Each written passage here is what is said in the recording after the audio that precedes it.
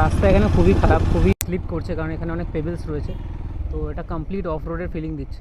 2-3 বার চাকা স্কিড করেছে অলরেডি। আমার কোনো ট্র্যাকশন কন্ট্রোল নেই বাইকে, but feels really great.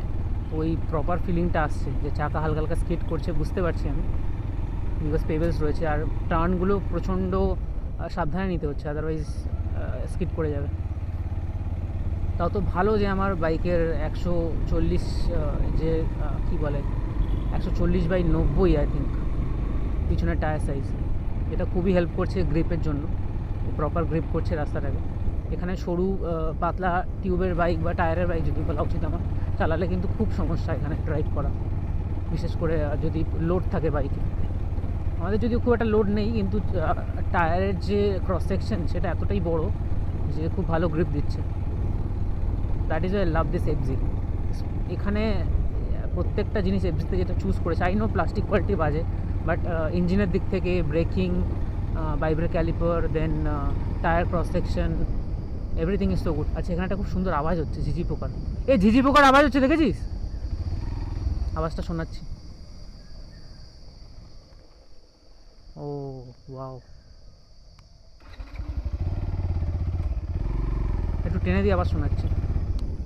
C, এটা প্রপার জঙ্গল ভাই।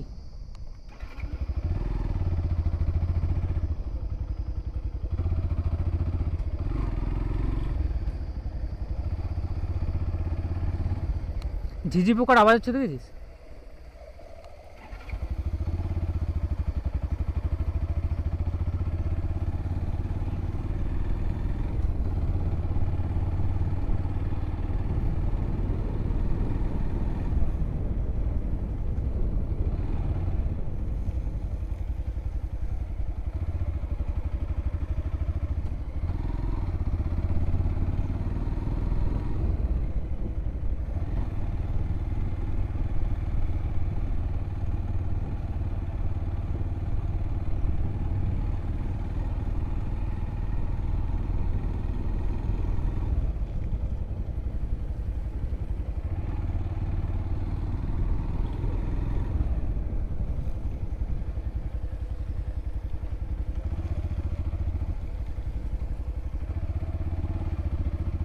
বৃষ্টি হয়ে গেছে মানে প্রচণ্ড কাদা, প্রচণ্ড।